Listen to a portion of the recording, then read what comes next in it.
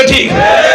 2024 সালের 5ই আগস্টের আগ পর্যন্ত, জুলাই আর আগস্টের এই সময়টায় বাংলার মাটিকে এদেশের যুব জনতা, এদেশের ছাত্র জনতা বুকের রক্ত দিয়ে সিঞ্চিত করেছে।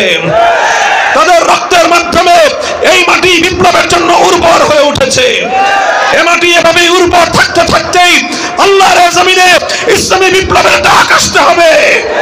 আল্লাহর জমিনে আল্লাহর দ্বীনকে জিন্দা করার জন্য, কোরআনী হুকুমত কায়েম করার জন্য, আল্লাহর জমিনে আল্লাহর দ্বীনকে জিন্দা করার জন্য, ইসলামী বিপ্লবের জন্য যুব সমাজকে তৈরি হতে হবে।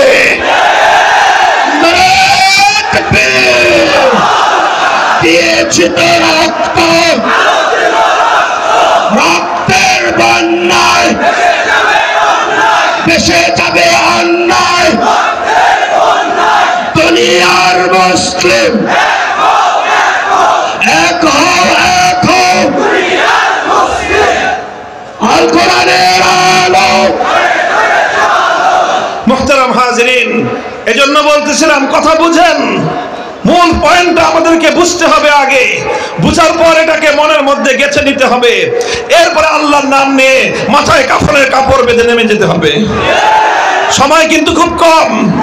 বলতেছিলাম, আদি ইবনে হাতেম প্রশ্ন রাখলেন, জি ইয়া রাসূলুল্লাহ, আল্লাহ তো বললেন যে আমরা ইহুদিরা, খ্রিস্টানরা, আমরা নাকি আমাদের পণ্ডিতদেরকে, আমাদের পাদ্রীদেরকে আমরা খোদা মেনে নিয়েছি। কই, আমরা তো কোনোদিন কোনো পণ্ডিতকে বলি নাই সে আমাদের খোদা।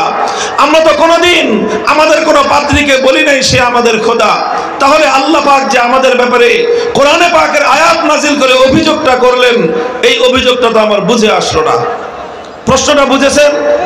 প্রশ্ন বুঝলে উত্তর বুঝে আসবে। যারা নাকি প্রশ্নই না বুঝে সে কি অ্যান্সার দিবে? প্রশ্নপত্র বুঝা এটা খুব ইম্পর্টেন্ট। অনেক ছাত্র আছে পরীক্ষার হলে গিয়ে তাড়াতাড়ি লেখা শুরু করে, প্রশ্ন বুঝে নেই, চাইছে একটা, উত্তর দিছে আর একটা। তো যতই ভালো উত্তর দেখ, নম্বর পাবে না ঘোড়ার ডিম। এই জন্য আগে প্রথমে প্রশ্নটা খুব ভালো করে বুঝতে হবে। আদি ইবনে হাতেম এই প্রশ্নটাই রাখলেন যে আমরা তো কোনোদিন আমাদের কোনো পণ্ডিতকে খোদা বলি নাই, আমরা তো কোনোদিন আমাদের কোনো পাদ্রীকে খোদা বলি নাই। কথা বলেন ঠিক না বেঠিক? এই আমরা যখন আজকে আমার বাংলাদেশে যারা সেকুলারিজমের, সেকুলার ধর্ম যারা অনুসরণ করে, কোন ধর্ম? সবাই বলেন কোন ধর্ম? সেকুলার ধর্ম যারা অনুসরণ করে। সেকুলারিজম একটা ধর্মের নাম।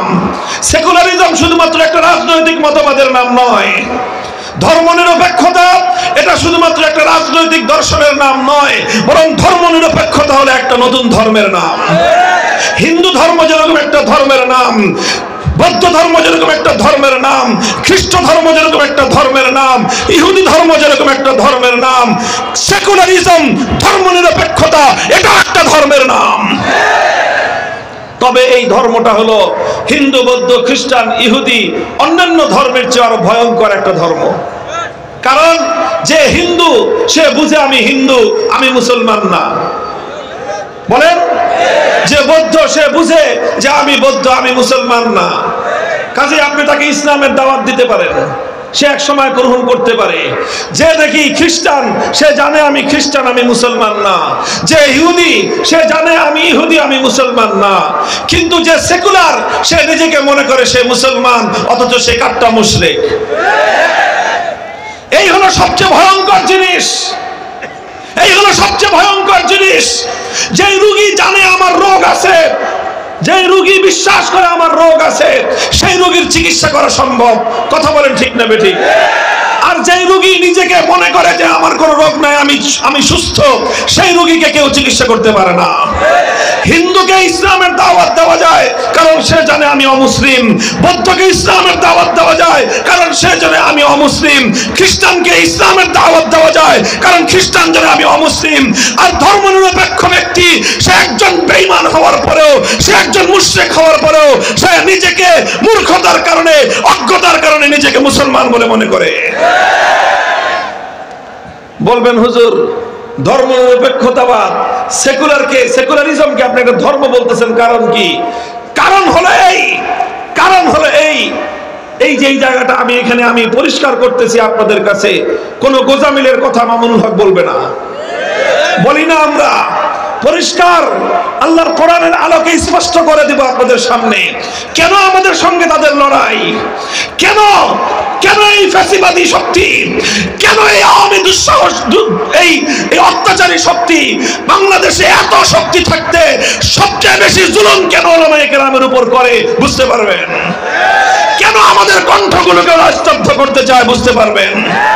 আমরা তো এত বড় শক্তি না, আমরা তো এত বড় কোন রাজনৈতিক দল না, তাহলে কেন আমাদেরকে নিষ্পেষণ করার জন্য, আমাদের কণ্ঠকে স্তব্ধ করার জন্য তারা কেন মরণপণ সমস্ত চেষ্টা করেছিল? কারণ একটাই, তারা জানতো এভাবেই যদি আমরা কথা বলতে থাকি এদেশের মানুষ সেকুলারিজমের ভাওতাবাজি বুঝতে পারবে। মুহতারাম হাজিরিন, আদি ইবনে হাতেম রাদিয়াল্লাহু তাআলা আনহু বললেন, আবার ওই প্রশ্নে আসতেছি, আবার ওই প্রশ্নটা বুঝেন। তিনি বললেন যে হুজুর, ইয়া রাসূলুল্লাহ, খ্রিস্টান ইহুদিরা তো কোনোদিন কোন পণ্ডিতকে খোদা বলে নাই, কোনোদিন কোন পাদ্রীকে খোদা বলে নাই, তাহলে আল্লাহ পাক কেন তাদের ব্যাপারে অভিযোগটা করলেন যে এরা তাদের পণ্ডিত এবং তাদের পাদ্রীদেরকে আল্লাহকে বাদ দিয়ে খোদা মেনে নিয়েছে? এই কথা আল্লাহ কেন বললেন? যেরকম ধর্মনিরপেক্ষতাবাদীরা বলে যে আমরাও তো নামাজ পড়ি, ধর্মনিরপেক্ষতাবাদীরা বলে যে আমরাও তো মুসলিম, ধর্মনিরপেক্ষতাবাদীরা যেভাবে বলে যে আমরাও তো হজ করি, সে একই কথা ছিল যে তারাও বলতো যে আরে আমরা তো আল্লাহকে বাদ দিয়ে কোন পণ্ডিতকে আমরা খোদা বলি নাই, আমরা তো আল্লাহকে বাদ দিয়ে কোন পাদ্রীকে খোদা মানি নাই। যেমন এরা বলে আমরা তো আল্লাহকে বাদ দিয়ে আমাদের নেতা নেত্রীদেরকে খোদা মানি না, তাহলে আমাদেরকে হুজুররা কেন মুশরিক বলে? প্রশ্ন এই জায়গায়, প্রশ্নের জবাব শুনেন। আল্লাহ নবী মুহাম্মদ আরবি সাল্লাল্লাহু আলাইহি ওয়াসাল্লাম হযরত আদি ইবনে হাতেমের প্রশ্নের জবাবে আরেকটা পাল্টা প্রশ্ন করলেন। কোন কোন বর্ণনায় প্রশ্নের আকারে এসেছে। আল্লাহ নবী বললেন, হে আদি, বলো তো দেখি তোমাদের ইহুদি আর খ্রিস্ট ধর্মের মধ্যে এমন একটা বিষয় ছিল কিনা, আলাস্তুম হাররামতুম মা হাররামুহু ওয়া আহলালতুম মা আহাল্লুহু, তোমাদের মধ্যে কি এমন বিষয় ছিল তোমাদের পণ্ডিত আর তোমাদের পাদ্রীরা মিলে যখন কোন একটা বিষয়কে তারা বৈধ বলে দিত যে এটা এখন বৈধ, এটা আইনসম্মত, অথচ আল্লাহ সেটাকে বেআইনি করে রেখেছেন। আল্লাহ বেআইনি করার পরেও পণ্ডিত আর পাদ্রীরা মিলে সেটাকে আইনসম্মত বলে দিলে তোমরা আল্লাহর কথা বাদ দিয়ে তোমাদের পণ্ডিত আর তোমাদের পাদ্রীদের কথায় সেটাকে তোমরা আইনসম্মত বলে মেনে নিতা, এমন বিষয় ছিল কিনা? এবার মাথা চুলকায় কথা, তা তো ছিল হুজুর।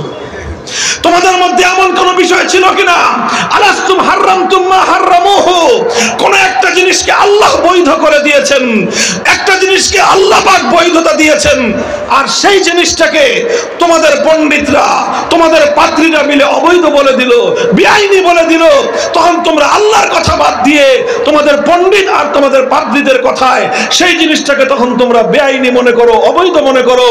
যেটাকে আল্লাহ বৈধ করলেন সেটাকে তোমাদের পণ্ডিতরা অবৈধ করে দিল, যেটাকে আল্লাহ অবৈধ করলেন সেটাকে তোমার পণ্ডিতরা বৈধ করে দিল, তোমরা সেটাকে মেনে নিয়েছিলা, এমন বিষয় ছিল কিনা? কয় হ্যাঁ হুজুর, তা তো ছিল। এবার হাদিসের কিতাব উল্টান, আবু দাউদ শরীফ, তিরমিজি শরীফ, এমনকি বুখারী মুসলিমের অনেক রিওয়ায়াতের মধ্যে এই বর্ণনাটা বিভিন্ন ভাষায় এসেছে। আল্লাহর নবী তখন বললেন, ফাতিলকা ইবাদাতুহুম ফাতিলকা ইবাদাতুহুম ফাতিলকা ইবাদাতুহুম, হে আদি, কান খাড়া করে শুনে রাখো, শুধু কাউকে সিজদা করলে তাকে খোদা মানা হয় না, কাউকে সিজদা করলেই শুধু তাকে খোদা মানা হয় না, বরং আল্লাহ একটা জিনিসকে বৈধ বলে দেওয়ার পরে আরেকজন অবৈধ বললে তুমি আল্লাহটা বাদ দিয়ে অন্যের আইন যখন মানলা, যার আইন তুমি আল্লাহর আইনকে বাদ দিয়ে মানলা, তাকেই তুমি খোদা মানলা। কথা বুঝেন? তুমি যখন আল্লাহর আইন বাদ দিয়ে আরেকজনের আইন মানলা, তুমি শুধু তার আইন মানো নাই, তাকে খোদা মেনেছো। এটা আমার কথা নয়, এটা আল্লাহর কথা, এটা স্বয়ং আল্লাহর পয়গম্বরের কথা। মুহতারাম হাজিরিন, এবার বুঝেন, ইসলামের কালেমা হলো লা ইলাহা ইল্লাল্লাহ, চূড়ান্তভাবে আইন করার অধিকার একমাত্র কার? আল্লাহ। ধর্মনিরপেক্ষতাবাদীকে জিজ্ঞাসা করেন চূড়ান্তভাবে আইন করার অধিকার কার? ধর্মনিরপেক্ষতাবাদীরা একটা কথাই বলবে, সেটা বলবে হলো সার্বভৌম আইন পরিষদ, জনগণের ক্ষমতার মাধ্যমে প্রাপ্ত আইন পরিষদ, সংসদ যেটাকে আইন করে দিবে সেটাই আইন। সেটাই বৈধ। তো যখন ধর্মনিরপেক্ষতাবাদীরা একথাই বলে যে আইন তৈরি করার সাথে আল্লাহর কোরআনের কোনো সম্পর্ক নাই, আইনের সঙ্গে ইসলামের কোনো সম্পর্ক নাই, আইনের সঙ্গে কোরআনের কোনো সম্পর্ক নাই, বরং মানুষ যেটা চাবে সেটাই বৈধ, মানুষ যেটা চাবে সেটা অবৈধ। ইসলাম বলে আল্লাহ যেটা চাবেন সেটাই বৈধ, আল্লাহ যেটা চাইবেন না সেটাই অবৈধ, আল্লাহ যেটাকে বলবেন সেটাই আইন। ধর্মনিরপেক্ষতাবাদীরা বলে সংসদ যেটা বলবে সেটাই আইন। ইমানদারদের রব হলেন আল্লাহ, ধর্মনিরপেক্ষতাবাদীদের রব হলো সংসদ।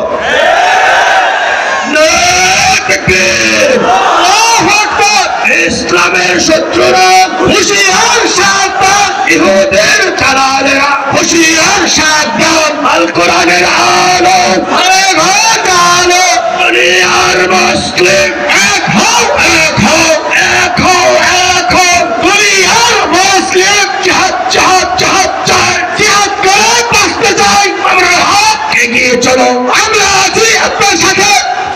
আপনারা আমার এই মৌলিক কথাটা মনে রাখেন। এই ব্যাপারে যে কোনো ডিবেট করার জন্য, যে কোনো বিতর্ক করার জন্য আমরা সর্বদা প্রস্তুত আছি, এবং যে কারো পক্ষ থেকে যে কোনো চ্যালেঞ্জকে মোকাবেলা করার জন্য ওপেন ঘোষণা দিয়ে দিচ্ছি আমরা। ধর্মনিরপেক্ষ মতবাদ একটা কুফরি মতবাদ। ধর্মনিরপেক্ষ ব্যক্তি কোশ্চেন কালেও ইমানদার হতে পারে না। মুহতারাম হাজিরিন, এই জায়গাটাতেই হলো মুসলমানদের সঙ্গে ইসলামের সঙ্গে তাদের একটা চূড়ান্ত বড় ধরনের সংঘাত। কিন্তু ধর্মনিরপেক্ষতার নানা রকম ভুলভাল ব্যাখ্যা দিয়ে মুসলমানদেরকে তালগোল বুঝিয়ে দিয়ে মুসলমানদেরকে ঈমান হরণ করবার পায়তারা চালায়। যেভাবে ইহুদিরা খ্রিস্টানরা তাদের পণ্ডিতদেরকে আইন তৈরি করবার অধিকার দিয়েছিল, যেভাবে ইহুদি খ্রিস্টানরা তাদের পাদ্রীদেরকে নিরঙ্কুশভাবে আল্লাহর আইনের বিরুদ্ধে আইন করার অধিকার দিয়ে রেখেছিল, ঠিক তদ্রূপ যেদিন থেকে পৃথিবীর রাজনীতিকে সেকুলারিজম দখল করেছে, সেই দিন থেকে মুসলমানদের রবের আইন বাদ দিয়ে সেকুলার ধর্মের তাদের যে রব, সেই রবের আইনকে তারা বৈধতা দিয়ে রেখেছে। আল্লাহ পাক উম্মতকে সে কথাগুলো বুঝবার তৌফিক দান করেন। এই বিষয়ে আর দীর্ঘ আলোচনা আমি আজ এখানে করব না। এটার ব্যাপারে যদি আরো কারো ডিটেল জানার প্রয়োজন হয় যোগাযোগ করবেন ইনশাআল্লাহ। কোরআন এবং হাদিস থেকে অজস্র রেফারেন্স দিয়ে চোখে আঙ্গুল দিয়ে দেখিয়ে দিব যে কিভাবে ধর্মনিরপেক্ষ ধর্ম, কিভাবে সেকুলার ধর্ম ইসলামের সঙ্গে শতভাগ বৈপরীত্য রাখে। আল্লাহ পাক উম্মতকে বুঝবার তৌফিক দান করেন। বলেছিলাম এই যে তাওহীদ, এই তাওহীদ এটাকে বলা হয় তাওহীদ ফির রুবুবিয়্যাহ, এটাকে বলা হয় তাওহীদ ফিল হাকিমিয়্যাহ। আইন করবার চূড়ান্ত অধিকার একমাত্র কার? কেউ বলতে পারেন তাহলে মানুষ কি আইন করতে পারবে না? হ্যাঁ, ইসলাম বলে, কোরআন বলে মানুষ আইন করতে পারবে এক শর্তে। কয় শর্তে? জোরে বলেন, কয় শর্তে? এক শর্ত হলেই মানুষের কোন আইন আল্লাহর কোন আইনের বিরুদ্ধে যেতে পারবে না। সারা দুনিয়ার মানুষ মিলে যদি কোন আইন করে আর সেই আইনটা যদি আল্লাহর আইনের কন্ট্রাডিক্টেড হয়, 700 কোটি মানুষের আইন বাতিল বলে গণ্য হবে, আল্লাহর আইন কার্যকর থাকবে। এটাই হলো ইসলাম, এটাই হলো তাওহীদ। আর 700 কোটি মানুষের কথায় যারা আল্লাহর ছোট্ট একটা আইনকে পরিবর্তন করে দিবে, তারা হাজী হতে পারে, গাজী হতে পারে, পাজি হতে পারে, ইমানদার হতে পারে না।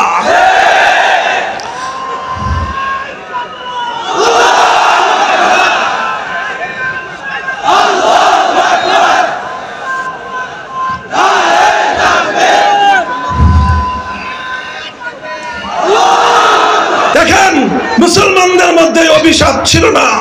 মুসলমানরা কোনোদিন তাদের সমাজে এক আল্লাহর আইন ছাড়া কোনো মানুষের বানানো আইনকে তারা মেনে নিত না।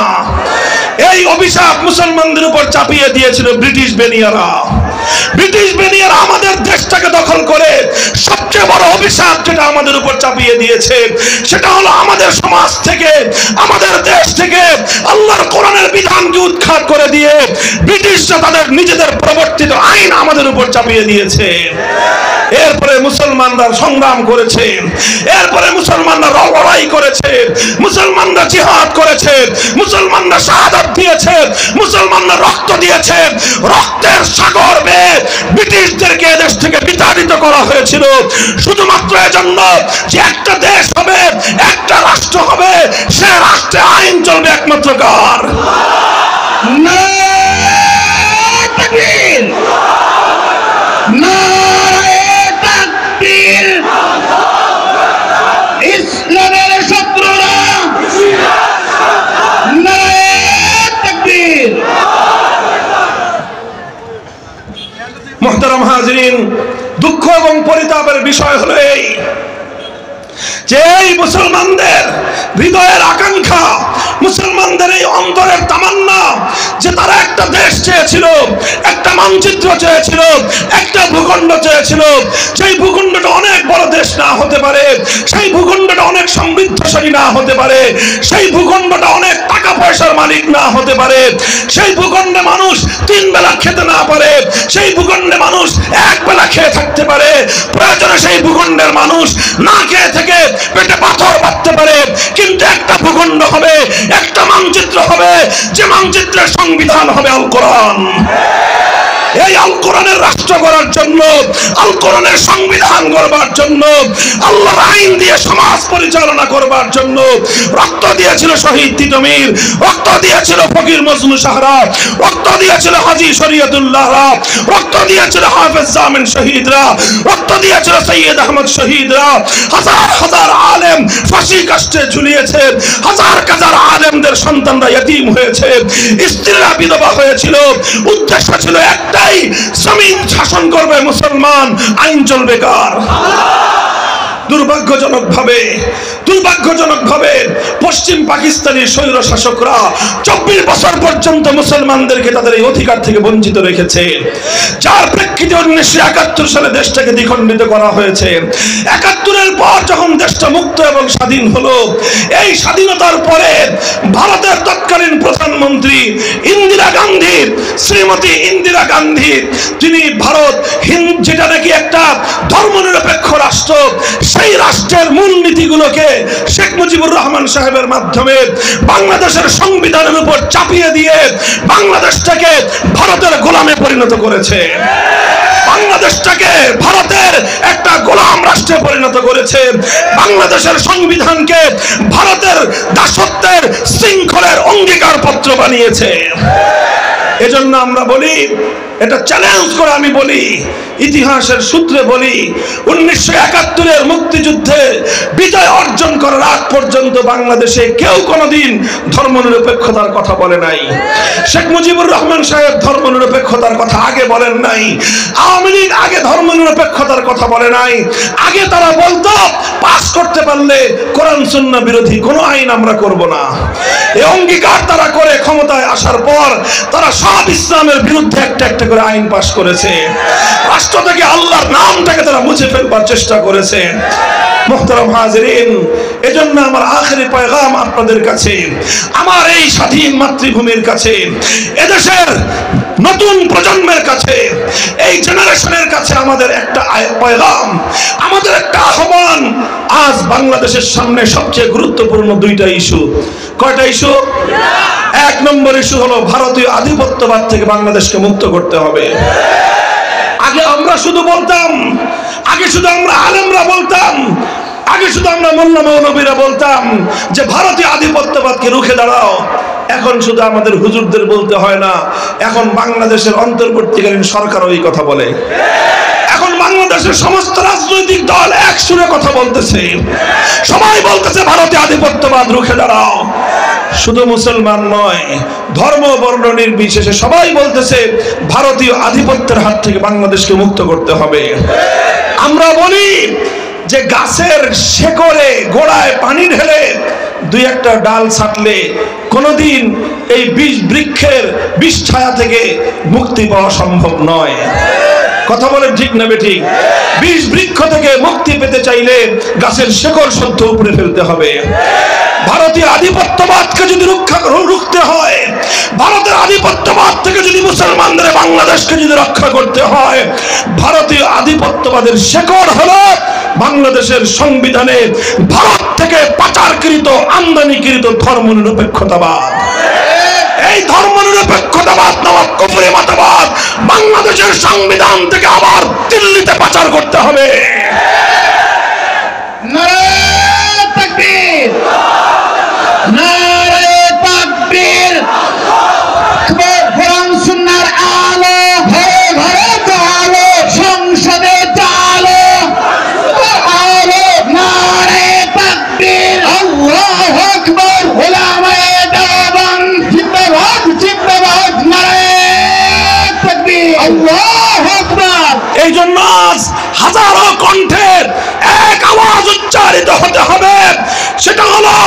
বাংলাদেশ থেকে ভারতীয় আধিপত্যবাদের শেকড় ধর্মনিরপেক্ষতাকে উপড়ে ফেলো, বঙ্গোপসাগরে ভাসিয়ে দাও।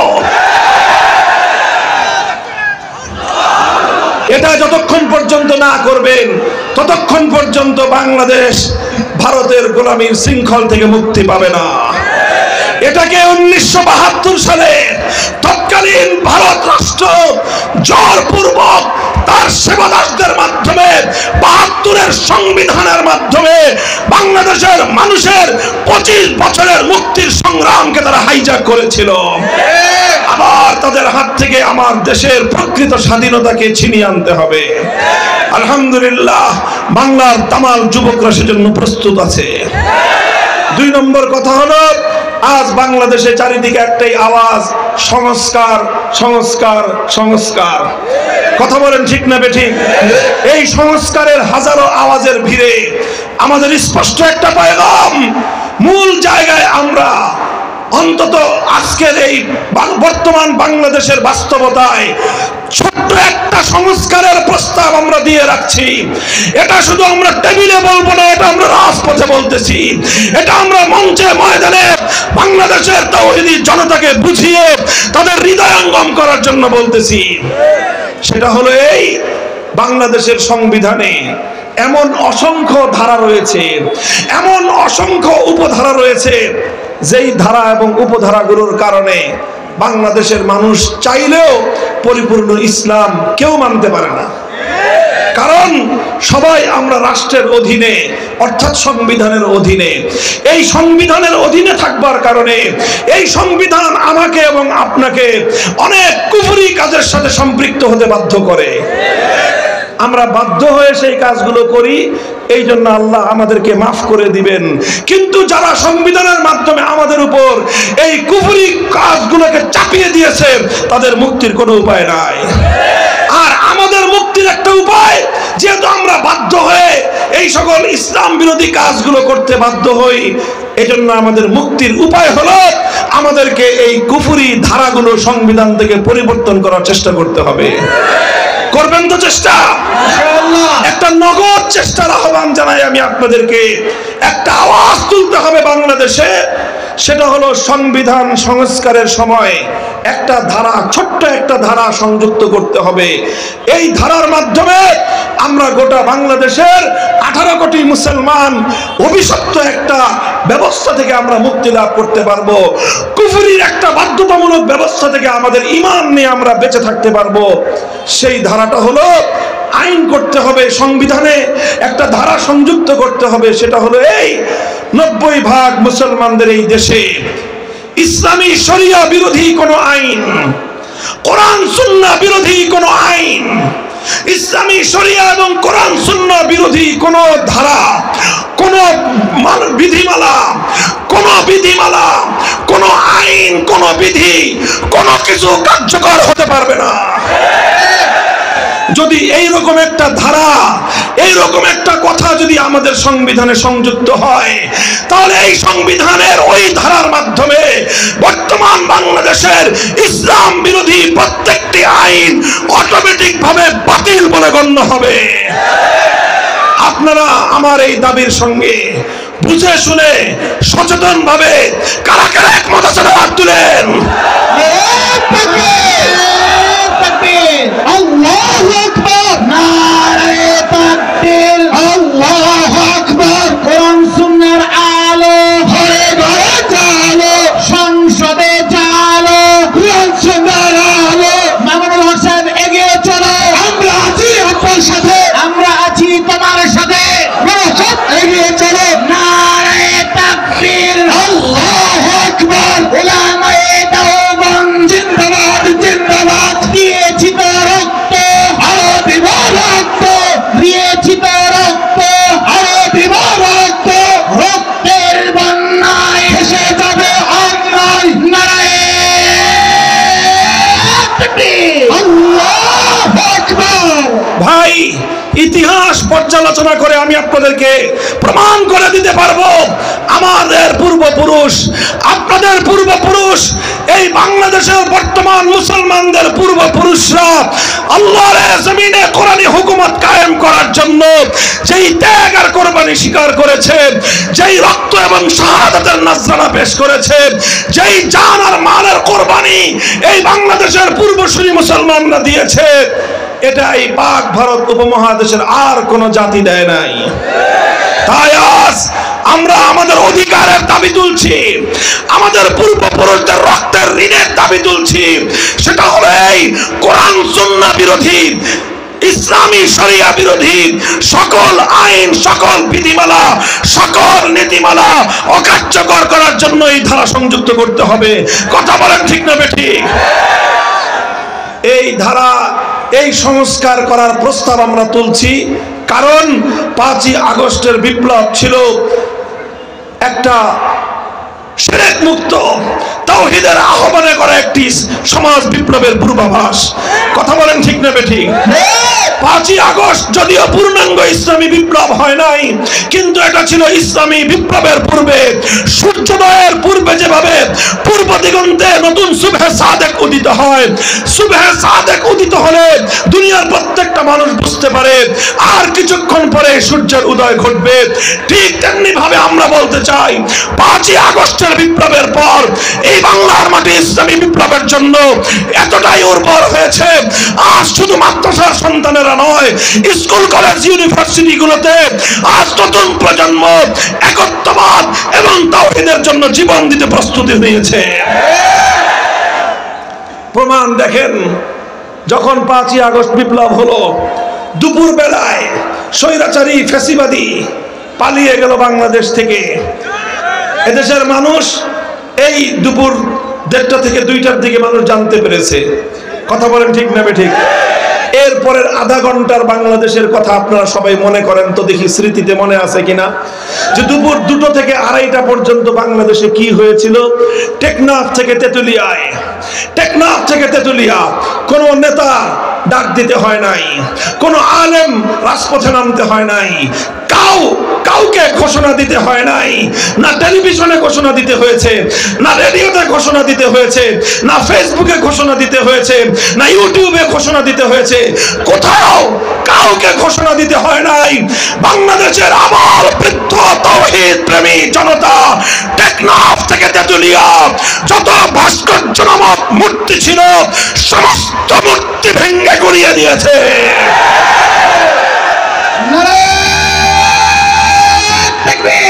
আল্লাহু আকবার, নারায়ে তাকবীর, আল্লাহু আকবার।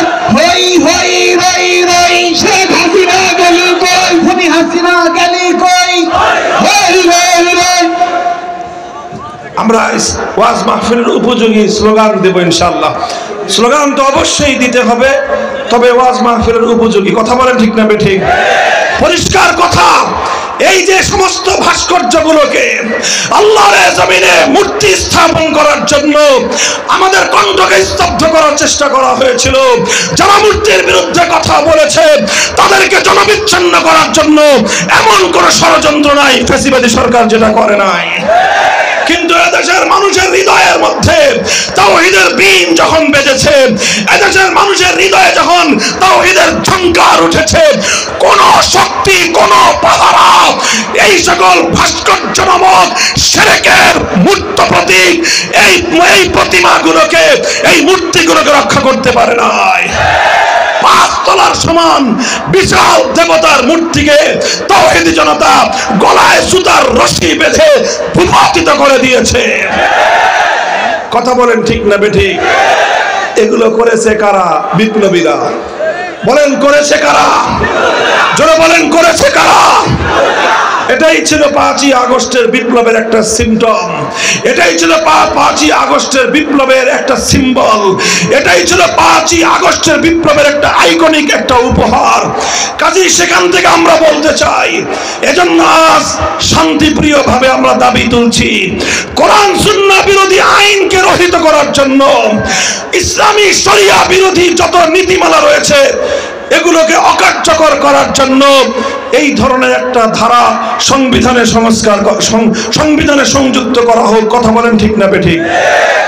যদি সহজে এই ধারা এভাবে সংযুক্ত করতে তারা সাহস না পায়, আর যদি এভাবেই এদেশের তাওহীদি জনতার হৃদয়ের আওয়াজ, তাদের এই চিৎকার, তাদের এই আহ্বান যদি এভাবে বারবার প্রত্যাখ্যাত হতে থাকে, আমি তোমাদেরকে আহ্বান জানাবো, তোমরা প্রস্তুতি নাও। আর সেজন্য প্রয়োজনে প্রথমে মাথার ঘাম ফেলবো, তারপরে চোখের অশ্রু ফেলবো, এরপরে পূর্ণাঙ্গ ইসলামী বিপ্লবের জন্য, আল কোরআনের সংবিধান কায়েম করবার জন্য 2000 নয়, 2 লক্ষ নয়, 2 কোটি তাজা প্রাণ যদি শাহাদাতের রক্ত দিতে হয়, শহীদ ঈদগাহে যাওয়ার জন্য প্রস্তুত।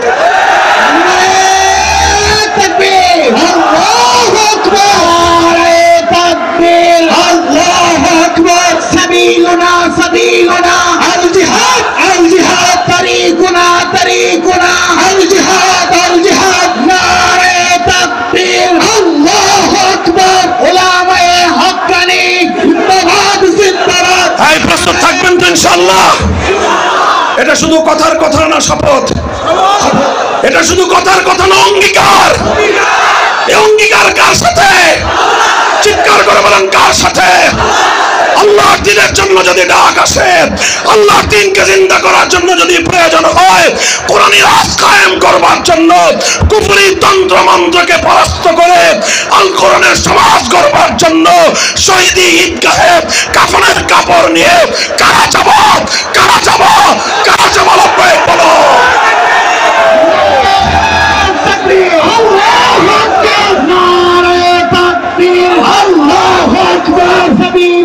سبيلنا الجهاد الجهاد طريقنا طريقنا الجهاد الجهاد نعرة تكبير الله أكبر ديتي برب حميد نعرة تكبير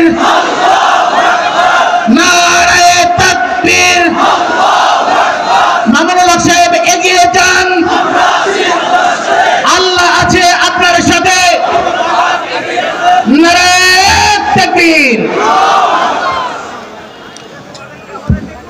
আসসালামু আলাইকুম ওয়া রাহমাতুল্লাহ।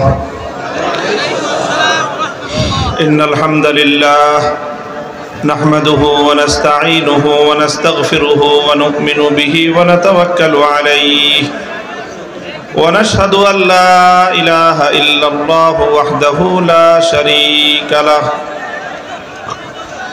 ونشهد أن سيدنا ومولانا محمدا عبده ورسوله صلى الله تعالى عليه وعلى آله وأصحابه وبارك وسلم تسليما كثيرا. أما بعد فأعوذ بالله من الشيطان الرجيم. بسم الله الرحمن الرحيم. إن الذين قالوا ربنا الله ثم استقاموا فلا خوف عليهم ولا هم يحزنون. وقال رسول الله صلى الله عليه وسلم قال الله تعالى من تقرب إلي شبرا تقربت إليه ذراعا ومن تقرب إلي ذراعا تقربت إليه باعا.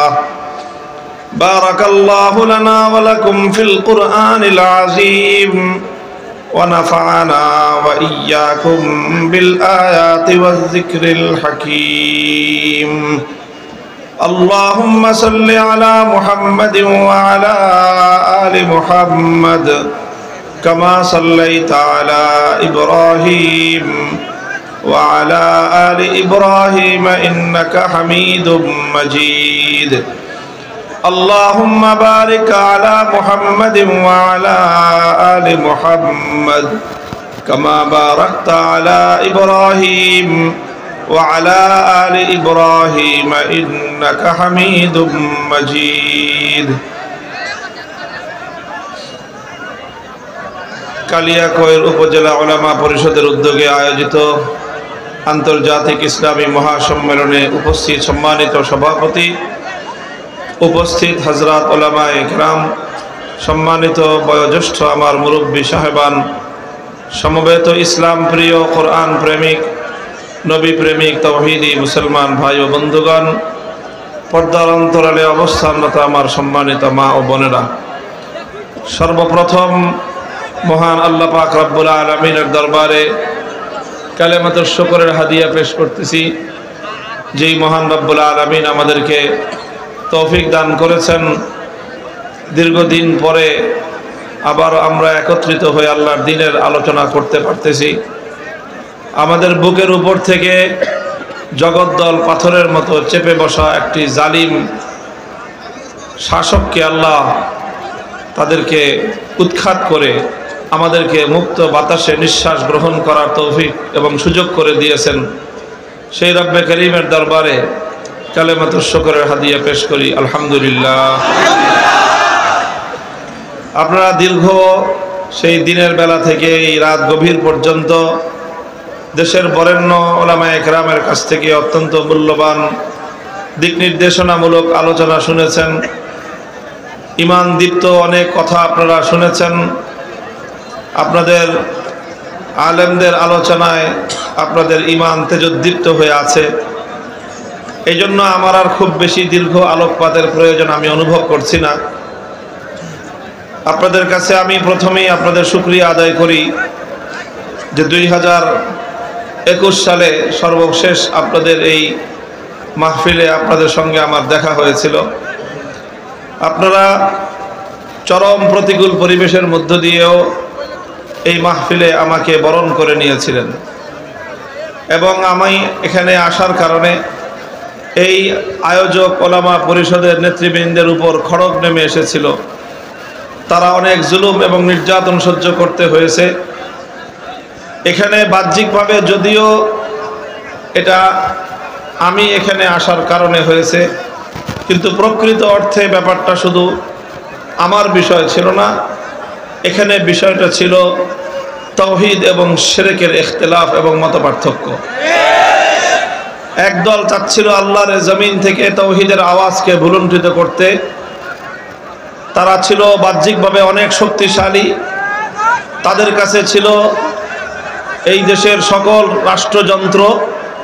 তার বিপরীতে আমরা ছিলাম ক্ষুদ্র সংখ্যক কিছু মানুষ। আমরা সর্বদিক থেকে তাদের তুলনায় দুর্বল ছিলাম। জনশক্তির দিক থেকে, ক্ষমতার দিক থেকে, অর্থের দিক থেকে, সর্বদিক থেকে দুর্বল থাকলেও একটা দিক থেকে আমরা সবল ছিলাম। সেটা ছিল আমরা ছিলাম হকের পথে, তারা ছিল বাতিলের পথে। সুতরাং আমাদের যুক্তি ছিল এটাই। আমি আপনাদের কাছে কথাই বলেছিলাম সেই আখেরি আমার সেই আপনাদের জলসায়, যে আমি যখন হকের পথে, তুমি যখন বাতিলের পথে, মাথা তো তোমাকে নোয়াতে হবে, আমি কেন মাথা নোয়াব? যুক্তি তো পরিষ্কার। সাহাবায়ে কেরামের যুক্তি যে আলাইসা কাতলাহুম ফিন নারি ওয়া কাতলানা ফিল জান্নাহ, যে হকের পথে থেকে যদি আমি লড়াই করতে করতে মরে যাই, এটাই হলো আমার জীবনের সবচেয়ে বড় সফলতা, আমার ঠিকানা হবে খোদার জান্নাত। বাতিলের পথে থেকে তুমি যদি মৃত্যুবরণ করো, এটাই হবে তোমার জীবনের সবচেয়ে বড় পরাজয়। বাতিলের পথে থেকে যে মরবে তার ঠিকানা হবে খোদার জাহান্নাম। তো তুমি যদি বাতিলের পক্ষে থেকে মাথা নত না করো, তুমি যদি বাতিলের পক্ষে অটল আর অবিচল থাকতে পারো, তাহলে আমি কোন দুঃখে হকের উপর থেকে মাথা নত করব? মাথা তো তোমাকেই নোয়াতে হবে, তোমাকেই পরাজয় বরণ করতে হবে। যারা হকের পক্ষে লড়ে তাদের জীবনে পরাজয় বলতে কোনো কিছু নাই। কুল হাল তারাব্বাসুনা বিনা ইল্লা ইহদাল হুসনাইন।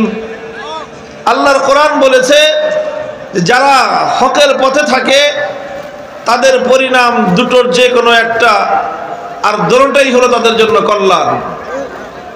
একটা হলো ছোট কল্যাণ, আর একটা হলো বড় কল্যাণ।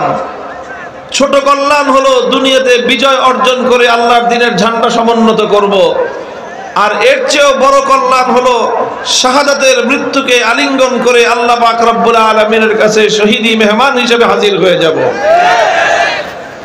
কাজে এই জন্য যারা হকের পথে থাকে তাদের জীবনে পরাজয় বলতে কিছু নাই, যারা হকের পথে থাকে তাদের অভিধানে পরাজয় বলতে কোনো শব্দ নাই।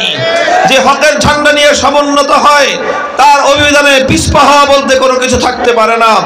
যে হকের জন্য নিজের জীবনকে উৎসর্গ করতে প্রস্তুত হয়ে যায়, পৃথিবীর সকল তাগুতি আর বাতিল শক্তি আজ না হোক কাল তার সামনে মাথা নোয়াতে বাধ্য হবে ইনশাআল্লাহ।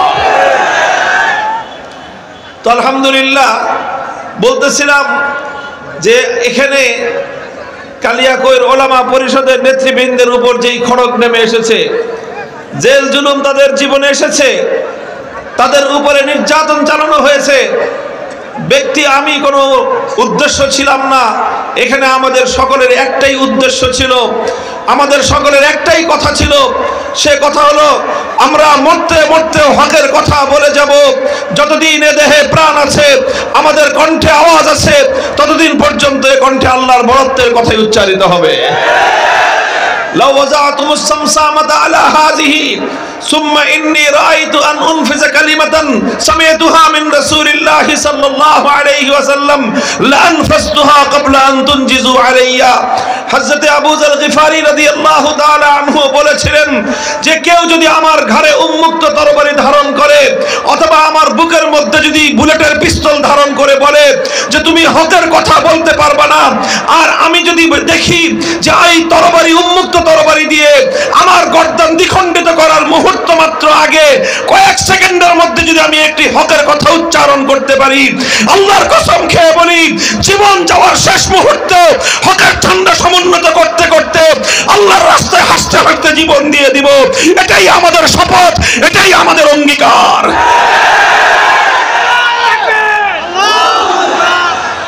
মুহতারাম হাজিরিন, এটাই হলো হযরতে সাহাবায়ে কেরাম দুনিয়াবাসীর সামনে কিয়ামত পর্যন্ত যারা আল্লাহর দ্বীনের পথে চলতে চায় তাদের জন্য এই সকল দৃষ্টান্তগুলো উপস্থাপন করে গিয়েছেন। সে কথাগুলো যদি আমরা বলতে যাই তাহলে পৃষ্ঠার পর পৃষ্ঠা হাদিসের পাতা উল্টাতে হবে, ইতিহাস থেকে অধ্যায়ের পর অধ্যায় আমাদেরকে বলতে হবে। আর এভাবেই কিয়ামত পর্যন্ত আনেওয়ালা উম্মতের কাছে আল্লাহর পয়গম্বরের আনিত দ্বীনকে কিভাবে দুনিয়াতে জিন্দা করতে হয়, কিভাবে আল্লাহর দ্বীনকে দুনিয়াতে কায়েম করতে হয়, তার দাস্তান এবং তার ইতিহাস জাতির সামনে উপস্থাপন করতে হবে। মুহতারাম হাজিরিন, দীর্ঘ আলোচনা আমি করব না, আগেই বলেছি আমি আমার ওই সকল ভাইদের সকলের প্রতি সহমর্মিতা জ্ঞাপন করছি যারা আমরা এভাবে একসঙ্গে আল্লাহর দ্বীনের জন্য কারারুদ্ধ হয়েছিলাম। আলহামদুলিল্লাহ, কারাগারে আমাদের অনেকের কষ্ট হয়েছে, কারাগারে আমাদের জীবনের কিছু সময় ব্যয়িত হয়েছে, কারাগারে আমাদের উপর দিয়ে কিছু কষ্ট, আমাদের শারীরিকভাবে মানসিকভাবে আমাদের উপর দিয়ে কিছু কষ্ট অতিক্রান্ত হয়েছে। তবে আল্লাহর কসম খেয়ে বলি যারা আল্লাহর দ্বীনের জন্য কারাবরণ করেছে তাদের এই সময় বৃথা যায় নাই। যারা আল্লাহর দ্বীনের জন্য কোনো জুলুম বরদাস্ত করে সেই জুলুম তাদের কোনো ক্ষতি করতে পারে না, বরং যারা আল্লাহর জন্য, আল্লাহর দ্বীনের জন্য, আল্লাহর দ্বীনের ঝান্ডা সমুন্নত করার জন্য, হক এবং হক্কানিয়তকে পৃথিবীতে প্রতিষ্ঠিত করার জন্য, আল্লাহর দ্বীনের ঝান্ডাকে সমুন্নত করার জন্য, তাওহীদের ঝান্ডা সমুন্নত করার জন্য যারা ত্যাগ আর কোরবানির নজরানা পেশ করবে, খোদার কসম খেয়ে বলি এই পৃথিবীতে তারাই সফল কাম, তারাই সফল কাম, তারাই সফল কাম। নারায়ে তাকবীর, আল্লাহু আকবার, নারায়ে তাকবীর, আল্লাহু আকবার। জিহাদ জিহাদ জিহাদ জিহাদ করে বাঁচতে চাই, আমরা হক এগিয়ে চলো, আমরা আছি আপনার সাথে। আমি আপনাদের সম্মুখে কোরআনে পাকের ছোট্ট একটি আয়াত তেলাওয়াত করেছি। আল্লাহ বলেছেন ইন্নাল্লাযীনা ক্বালু রাব্বুনাল্লাহু সুম্মা ইসতাকামু ফালা খাউফুন আলাইহিম ওয়ালা হুম ইয়াহজানুন। যারা এক আল্লাহকে রব বলে ঘোষণা করে, যারা এক আল্লাহ পাক রব্বুল আলামিনের তাওহীদ এবং একত্ববাদকে স্বীকার করে, ফালা খাউফুন আলাইহিম ওয়ালা হুম ইয়াহজানুন, তাদের ভয়ের কোনো কারণ নাই, তাদের চিন্তার কোনো কারণ নাই। প্রথম কথা হলো দুটো বিষয় প্রয়োজন। কয় বিষয়? প্রথম বিষয় হলো একত্ববাদ, তাওহীদ।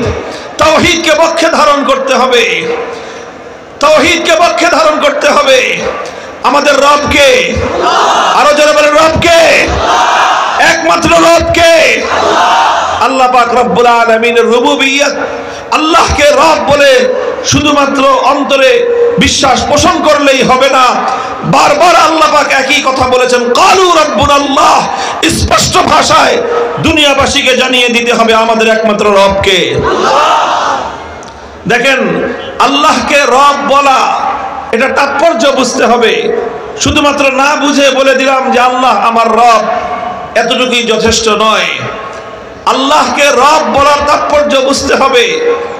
আমাদের সমাজের মধ্যে আল্লাহ পাকের রুবুবিয়্যাত, আল্লাহকে একমাত্র রব বলে বিশ্বাস করা, অর্থাৎ তাওহীদ, এই তাওহীদের ব্যাপারে যথেষ্ট অস্পষ্টতা, মানুষের মধ্যে এই ব্যাপারে যথেষ্ট বিভ্রান্তি রয়েছে।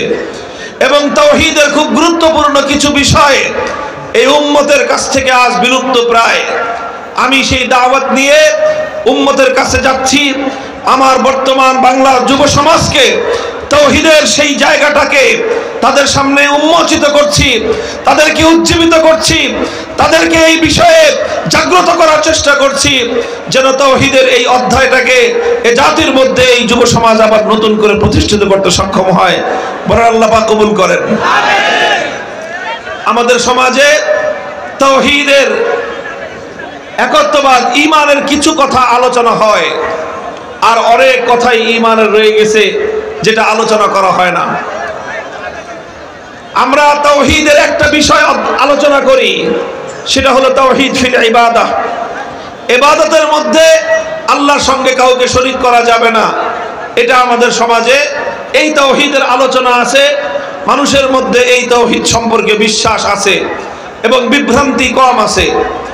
এই জন্য যারা ঈমানদার তারা কেউ এক আল্লাহ ছাড়া কোনো গায়রুল্লাহর ইবাদত করে না। কথা বলেন ঠিক না বেঠিক? ইবাদত আল্লাহর করে, গাফলতি করে, ঘাটতি করে, কিন্তু ইবাদত যতটুকু করার একমাত্র কার করে? আল্লাহর করে। এটা হলো তাওহীদ ফিল ইবাদাহ। সিজদা একমাত্র কাকে করে মানুষ? নামাজ একমাত্র কার সামনে আদায় করে? আল্লাহর সামনে আদায় করে, আল্লাহর সামনেই রুকু দেয়, আল্লাহর সামনেই সিজদা করে। একমাত্র আল্লাহর জন্য ইবাদত করা, এটাকে বলা হয় তাওহীদ। তাওহীদ ফিল ইবাদাহ, ইবাদতের মধ্যে আল্লাহর তাওহীদ। ইবাদতের মধ্যে আল্লাহর সঙ্গে অন্য কাউকে যদি কেউ শরীক করে, তার ঈমান থাকবে? বলেন তো, তার ঈমান থাকবে? যেমন ধরেন একজন মানুষ 24 ঘন্টার মধ্যে 23 ঘন্টা 55 মিনিট শুধু আল্লাহর ইবাদত করলো, আর 5 মিনিট দুর্গার পূজা করলো, লোকটা ঈমানদার না বেঈমান? সন্দেহের কোনো অবকাশ আছে? আচ্ছা, 5 মিনিট না, 1 মিনিট সে দুর্গার পূজা করে, আর 23 ঘন্টা 59 মিনিট সে আল্লাহর ইবাদত করে, ঈমানদার না বেঈমান? পরিষ্কার, কারো কোনো সন্দেহ নাই, সেই লোকটা হলো বেঈমান। কারণ ইবাদতের মধ্যে আল্লাহর সঙ্গে অন্য কাউকে শরীক করার কোনো অবকাশ নাই। তো এই যে তাওহীদ, এই তাওহীদ আমার দেশের মানুষ বুঝে, এই তাওহীদ আমার সমাজের মানুষ বুঝে। এই জন্য কোনো ঈমানদার কোনোদিন কোনো দুর্গার পূজা করে না, কোনো ঈমানদার কোনোদিন কোনো মূর্তির পূজা করে না, কোন মুমিন মুসলিম কোনদিন কোন আগুনের পূজা করে না, কোন মুমিন মুসলমান কোনদিন কোন সূর্যের পূজা করে না, কোন মুমিন মুসলমান কোনদিন কোন মাখলুকের পূজা করে না, ইবাদত করে একমাত্র কার? এটাকে বলা হয় তাওহীদ ফিল ইবাদাহ।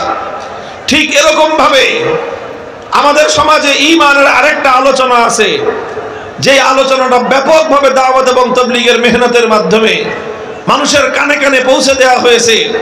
সেটা হলো তাওহীদের আরেকটা বিষয়। ওনারা যে কথা বলেন যে করনেওয়ালি জাত একমাত্র কে, যা কিছু হয় কার পক্ষ থেকে হয়? সব আল্লাহর পক্ষ থেকে হয়, আল্লাহর হুকুম ছাড়া কিছুই হয় না।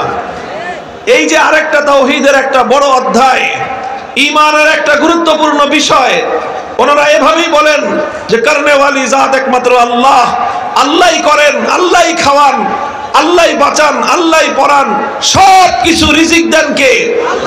সব কিছু হয় কার পক্ষ থেকে? আল্লাহ চাইলেই কোনো কিছু হয়, আল্লাহ না চাইলে কোনো কিছুই হয় না। এই একটা আলোচনা আছে তাওহীদের, এটা হলো দাওয়াত এবং তাবলীগের ময়দানে যারা কাজ করেন ব্যাপকভাবে উম্মতের কানে কানে তাওহীদের এই আওয়াজটা পৌঁছে দিয়েছেন। এটাকে আমরা বলি তাওয়াক্কুল আলাল্লাহ। এটা হলো আস্থা এবং ভরসা একমাত্র কার উপর? আল্লাহর উপর।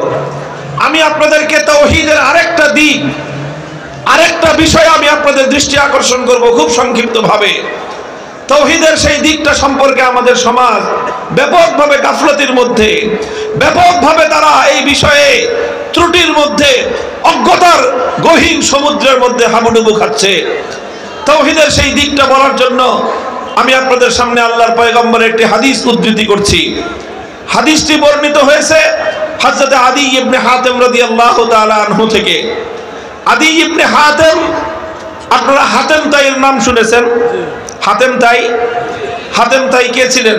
বখিল মানুষ, দানবীর, দানবীর হিসেবে পৃথিবীতে সুপ্রসিদ্ধ। কেউ যদি দানবীর হয়, অনেক দান খয়রাত করে, মানুষ তাকে বলে যুগের হাতেম তাই। হাতেম তাই তিনি আল্লাহর নবীর কিছুদিন আগের মানুষ ছিলেন। নবীজির সঙ্গে তার সাক্ষাৎ হয়েছে মর্মে কোনো প্রমাণ নেই, কিন্তু তার ছেলে হাতেম তাইর ছেলে আদী ইবনে হাতেম রাদিয়াল্লাহু আনহু, তিনি আল্লাহর নবীর সঙ্গে তার সাক্ষাৎ হয়েছে। তিনি ইসলাম কবুল করেছেন। ইসলাম গ্রহণ করার পরে তিনি তার গোত্রের নেতৃত্ব দিয়ে তিনি তার গোটা গোত্রকে ইসলামের দিকে অগ্রসর করেছেন। তিনি ইসলাম গ্রহণ করবার আগে খ্রিস্টান ছিলেন, খ্রিস্ট ধর্মের অনুসারী ছিলেন।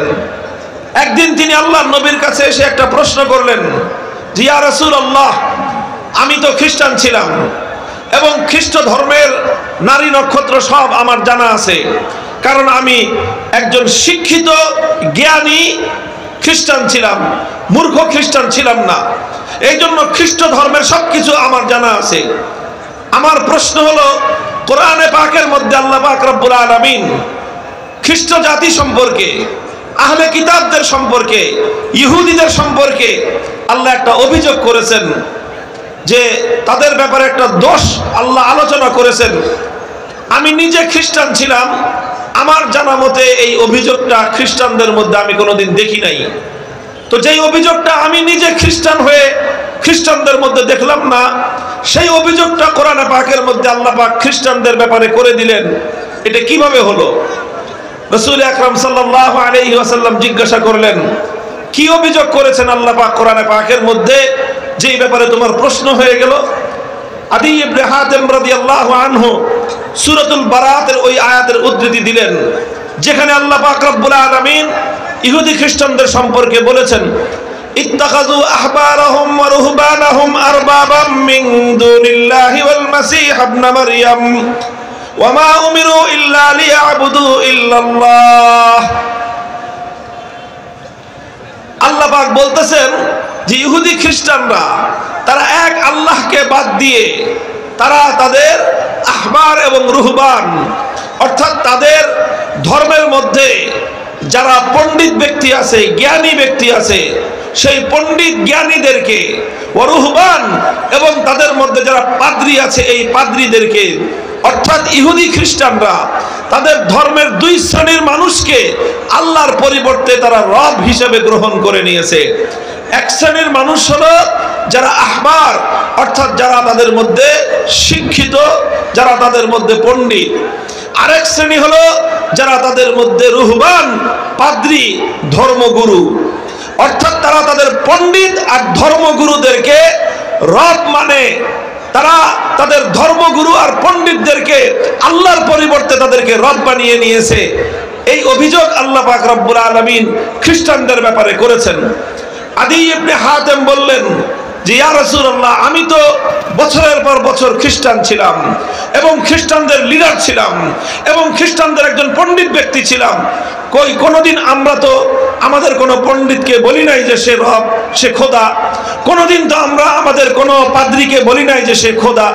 তাহলে আমাদের ব্যাপারে কোরআনে পাকের মধ্যে এই অভিযোগটা কেন করা হলো? আপনারা আমার আলোচনা বুঝতেছেন? প্রশ্নটা বুঝেছেন?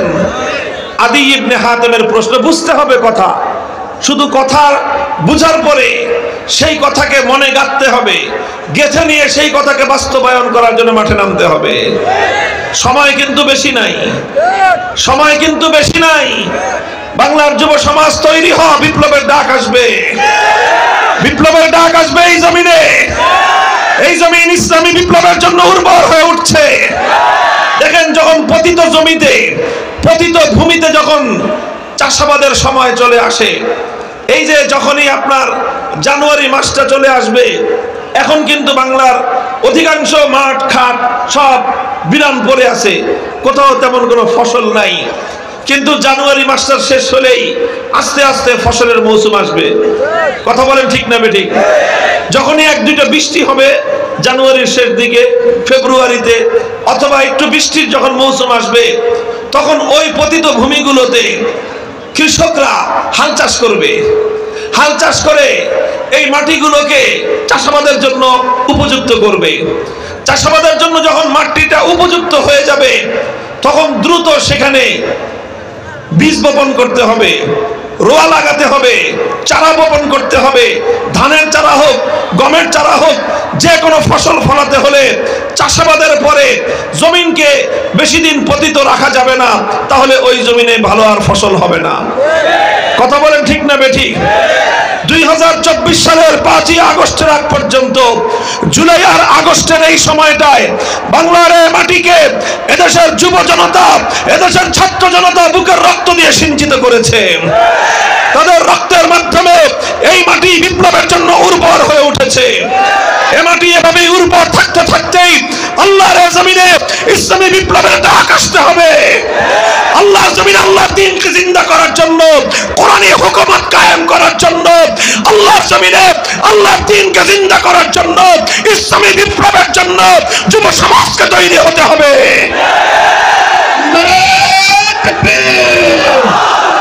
দিয়েছি তো রক্ত, রক্তের বন্যায় দেশে যাবে অন্যায়। দুনিয়ার মুসলিম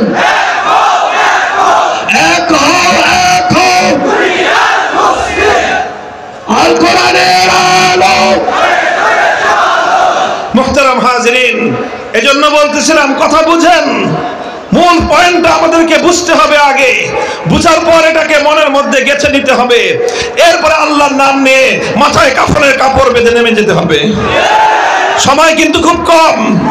বলতেছিলাম, আদি ইবনে হাতেম প্রশ্ন রাখলেন, জি ইয়া রাসূলুল্লাহ, আল্লাহ তো বললেন যে আমরা ইহুদিরা, খ্রিস্টানরা, আমরা নাকি আমাদের পণ্ডিতদেরকে, আমাদের পাদ্রীদেরকে আমরা খোদা মেনে নিয়েছি।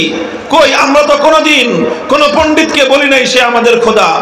আমরা তো কোনোদিন আমাদের কোনো পাদ্রীকে বলি নাই সে আমাদের খোদা।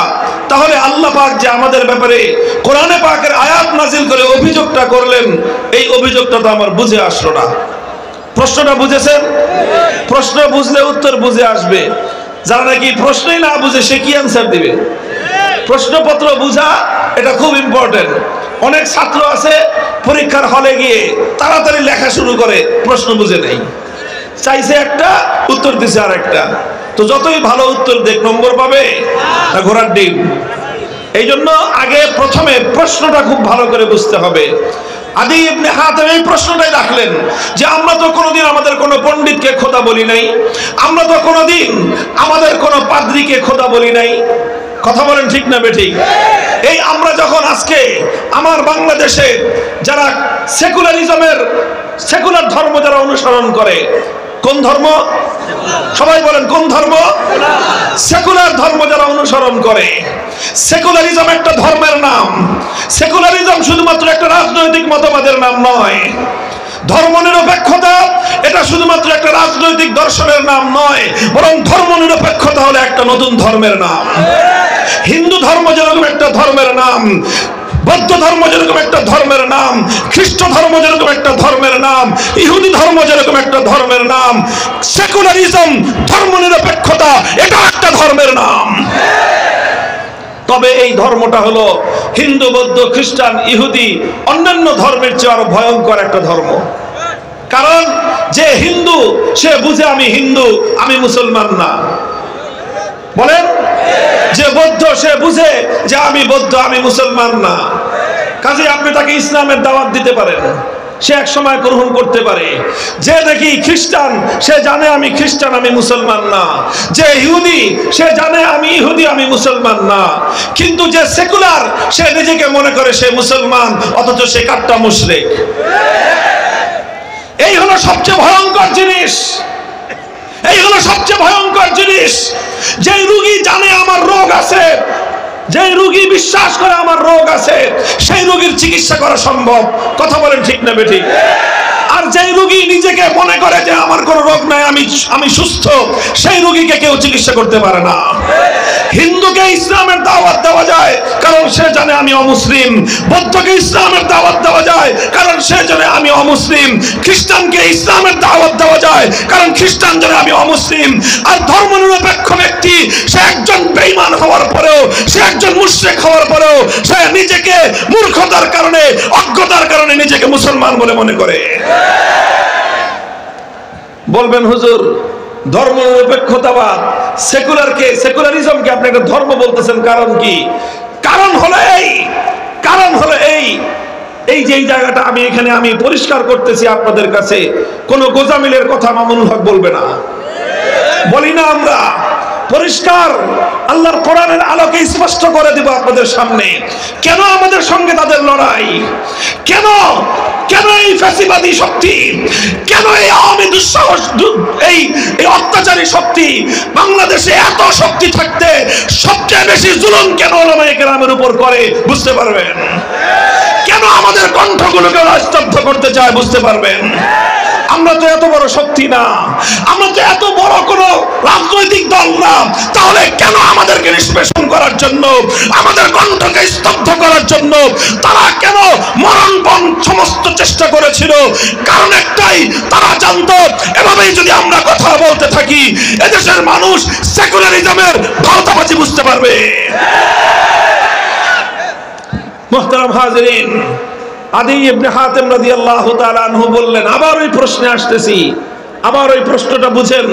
তিনি বললেন যে হুজুর, ইয়া রাসূলুল্লাহ, খ্রিস্টান ইহুদিরা তো কোনোদিন কোনো পণ্ডিতকে খোদা বলে নাই, কোনোদিন কোনো পাদ্রীকে খোদা বলে নাই, তাহলে আল্লাহ পাক কেন তাদের ব্যাপারে অভিযোগটা করলেন যে এরা তাদের পণ্ডিত এবং তাদের পাদ্রীদেরকে আল্লাহকে বাদ দিয়ে খোদা মেনে নিয়েছে? এই কথা আল্লাহ কেন বললেন? যেরকম ধর্মনিরপেক্ষতাবাদীরা বলে যে আমরাও তো নামাজ পড়ি, ধর্মনিরপেক্ষতাবাদীরা বলে যে আমরাও তো মুসলিম, ধর্মনিরপেক্ষতাবাদীরা যেভাবে বলে যে আমরাও তো হজ করি, সে একই কথা ছিল যে তারাও বলতো যে আরে আমরা তো আল্লাহকে বাদ দিয়ে কোন পণ্ডিতকে আমরা খোদা বলি নাই, আমরা তো আল্লাহকে বাদ দিয়ে কোন পাদ্রীকে খোদা মানি নাই। যেমন এরা বলে আমরা তো আল্লাহকে বাদ দিয়ে আমাদের নেতা নেত্রীদেরকে খোদা মানি না, তাহলে আমাদেরকে হুজুররা কেন মুশরিক বলে? প্রশ্ন এই জায়গায়, প্রশ্নের জবাব শুনেন। আল্লাহর নবী মুহাম্মদ আরবি সাল্লাল্লাহু আলাইহি ওয়াসাল্লাম হযরত আদি ইবনে হাতেমের প্রশ্নের জবাবে আরেকটা পাল্টা প্রশ্ন করলেন। কোন কোন বর্ণনায় প্রশ্নের আকারে এসেছে। আল্লাহর নবী বললেন, হে আদি, বলো তো দেখি তোমাদের ইহুদি আর খ্রিস্ট ধর্মের মধ্যে এমন একটা বিষয় ছিল কিনা, আলাস্তুম হারামতুম মা হারামুহু ওয়া আহলালতুম মা আহাল্লুহু, তোমাদের মধ্যে কি এমন বিষয় ছিল তোমাদের পণ্ডিত আর তোমাদের পাদ্রীরা মিলে যখন কোন একটা বিষয়কে তারা বৈধ বলে দিত যে এটা এখন বৈধ, এটা আইনসম্মত, অথচ আল্লাহ সেটাকে বেআইনি করে রেখেছেন। আল্লাহ বেআইনি করার পরেও পণ্ডিত আর পাদ্রীরা মিলে সেটাকে আইনসম্মত বলে দিলে তোমরা আল্লাহর কথা বাদ দিয়ে তোমাদের পণ্ডিত আর তোমাদের পাদ্রীদের কথায় সেটাকে তোমরা আইনসম্মত বলে মেনে নিতা, এমন বিষয় ছিল কিনা? এবার মাথা চুলকায়, কথা তা তো ছিল হুজুর। তোমাদের মধ্যে এমন কোন বিষয় ছিল কিনা, আলাস্তুম হারামতুম মা হারামুহু, কোন একটা জিনিসকে আল্লাহ বৈধ করে দিয়েছেন, একটা জিনিসকে আল্লাহ পাক বৈধতা দিয়েছেন, আর সেই জিনিসটাকে তোমাদের পণ্ডিতরা তোমাদের পাত্রীরা মিলে অবৈধ বলে দিল, বেআইনি বলে দিল, তখন তোমরা আল্লাহর কথা বাদ দিয়ে তোমাদের পণ্ডিত আর তোমাদের পাত্রীদের কথায় সেই জিনিসটাকে তখন তোমরা বেআইনি মনে করো, অবৈধ মনে করো। যেটাকে আল্লাহ বৈধ করলেন সেটাকে তোমাদের পণ্ডিতরা অবৈধ করে দিল, যেটাকে আল্লাহ অবৈধ করলেন সেটাকে তোমার পণ্ডিতরা বৈধ করে দিল। তোমরা সেটাকে মেনে নিয়েছিলা, এমন বিষয় ছিল কিনা? কয় হ্যাঁ হুজুর, তা তো ছিল। এবার হাদিসের কিতাব উল্টান, আবু দাউদ শরীফ, তিরমিজি শরীফ, এমনকি বুখারী মুসলিমের অনেক রিওয়ায়াতের মধ্যে এই বর্ণনাটা বিভিন্ন ভাষায় এসেছে। আল্লাহর নবী তখন বললেন, ফাতিলকা ইবাদাতুহুম, ফাতিলকা ইবাদাতুহুম, ফাতিলকা ইবাদাতুহুম। হে আদি, কান খাড়া করে শুনে রাখো, শুধু কাউকে সিজদা করলে তাকে খোদা মানা হয় না, কাউকে সিজদা করলেই শুধু তাকে খোদা মানা হয় না, বরং আল্লাহ একটা জিনিসকে বৈধ বলে দেওয়ার পরে আরেকজন অবৈধ বললে তুমি আল্লাহটা বাদ দিয়ে অন্যের আইন যখন মানলা, যার আইন তুমি আল্লাহর আইনকে বাদ দিয়ে মানলা, তাকেই তুমি খোদা মানলা। কথা বুঝেন? তুমি যখন আল্লাহর আইন বাদ দিয়ে আরেকজনের আইন মানলা, তুমি শুধু তার আইন মানো নাই, তাকে খোদা মেনেছো। এটা আমার কথা নয়, এটা আল্লাহর কথা, এটা স্বয়ং আল্লাহর পয়গম্বরের কথা। মুহতারাম হাজিরিন, এবার বুঝেন, ইসলামের কালেমা হলো লা ইলাহা ইল্লাল্লাহ। চূড়ান্তভাবে আইন করার অধিকার একমাত্র কার? আল্লাহ। ধর্মনিরপেক্ষতাবাদীকে জিজ্ঞাসা করেন, চূড়ান্তভাবে আইন করার অধিকার কার? ধর্মনিরপেক্ষতাবাদীর একটা কথাই বলবে, সেটা বলবে হলো সার্বভৌম আইন পরিষদ, জনগণের ক্ষমতার মাধ্যমে প্রাপ্ত আইন পরিষদ, সংসদ যেটাকে আইন করে দিবে সেটাই আইন, সেটাই বৈধ। তো যখন ধর্মনিরপেক্ষতাবাদীরা একথাই বলে যে আইন তৈরি করার সাথে আল্লাহর কোরআনের কোনো সম্পর্ক নাই, আইনের সঙ্গে ইসলামের কোনো সম্পর্ক নাই, আইনের সঙ্গে কোরআনের কোনো সম্পর্ক নাই, বরং মানুষ যেটা চাবে সেটাই বৈধ, মানুষ যেটা চাবে সেটা অবৈধ। ইসলাম বলে আল্লাহ যেটা চাবেন সেটাই বৈধ, আল্লাহ যেটা চাইবেন না সেটাই অবৈধ, আল্লাহ যেটাকে বলবেন সেটাই আইন। ধর্মনিরপেক্ষতাবাদীরা বলে সংসদ যেটা বলবে সেটাই আইন। ইমানদারদের রব হলেন আল্লাহ, ধর্মনিরপেক্ষতাবাদীদের রব হলো সংসদ।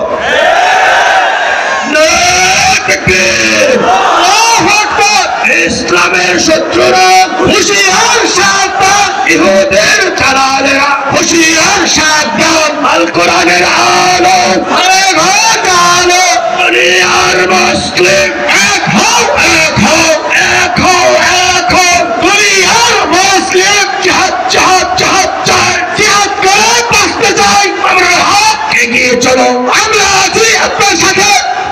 আপনারা আমার এই মৌলিক কথাটা মনে রাখেন, এই ব্যাপারে যে কোনো ডিবেট করার জন্য, যে কোনো বিতর্ক করার জন্য আমরা সর্বদা প্রস্তুত আছি, এবং যে কারো পক্ষ থেকে যে কোনো চ্যালেঞ্জকে মোকাবেলা করার জন্য ওপেন ঘোষণা দিয়ে দিচ্ছি আমরা। ধর্মনিরপেক্ষ মতবাদ একটা কুফরি মতবাদ, ধর্মনিরপেক্ষ ব্যক্তি কোশ্চেন কালেও ইমানদার হতে পারে না। মুহতারাম হাজিরিন, এই জায়গাটাতেই হলো মুসলমানদের সঙ্গে, ইসলামের সঙ্গে তাদের একটা চূড়ান্ত বড় ধরনের সংঘাত। কিন্তু ধর্মনিরপেক্ষতার নানা রকম ভুলভাল ব্যাখ্যা দিয়ে, মুসলমানদেরকে তালগোল বুঝিয়ে দিয়ে মুসলমানদেরকে ঈমান হরণ করবার পায়ে তারা চালায়।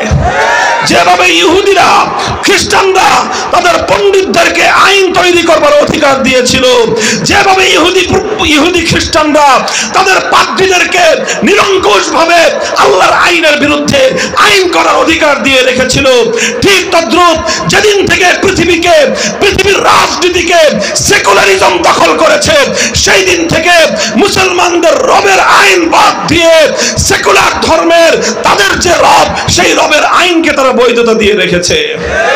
আল্লাহ পাক উম্মতকে সে কথাগুলো বুঝবার তৌফিক দান করেন। এই বিষয়ে আর দীর্ঘ আলোচনা আমি আজ এখানে করব না। এটার ব্যাপারে যদি আরো কারো ডিটেইল জানার প্রয়োজন হয় যোগাযোগ করবেন ইনশাআল্লাহ। কোরআন এবং হাদিস থেকে অজস্র রেফারেন্স দিয়ে, চোখে আঙ্গুল দিয়ে দেখিয়ে দিব যে কিভাবে ধর্মনিরপেক্ষ ধর্ম, কিভাবে সেকুলার ধর্ম ইসলামের সঙ্গে শতভাগ বৈপরীত্য রাখে। আল্লাহ পাক উম্মতকে বুঝবার তৌফিক দান করেন। বলেছিলাম এই যে তাওহীদ, এই তাওহীদ, এটাকে বলা হয় তাওহীদ ফির রুবুবিয়্যাহ, এটাকে বলা হয় তাওহীদ ফিল হাকিমিয়্যাহ। আইন করবার চূড়ান্ত অধিকার একমাত্র কার? কেউ বলতে পারেন তাহলে মানুষ কি আইন করতে পারবে না? হ্যাঁ, ইসলাম বলে, কোরআন বলে মানুষ আইন করতে পারবে এক শর্তে। কয় শর্তে? জোরে বলেন, কয় শর্তে? এক শর্ত হলেই মানুষের কোন আইন আল্লাহর কোন আইনের বিরুদ্ধে যেতে পারবে না। সারা দুনিয়ার মানুষ মিলে যদি কোন আইন করে আর সেই আইনটা যদি আল্লাহর আইনের কন্ট্রাডিক্টেড হয়, 700 কোটি মানুষের আইন বাতিল বলে গণ্য হবে, আল্লাহর আইন কার্যকর থাকবে। এটাই হলো ইসলাম, এটাই হলো তাওহীদ। আর 700 কোটি মানুষের কথায় যারা আল্লাহর ছোট্ট একটা আইনকে পরিবর্তন করে দিবে, তারা হাজি হতে পারে, গাজী হতে পারে, পাজি হতে পারে,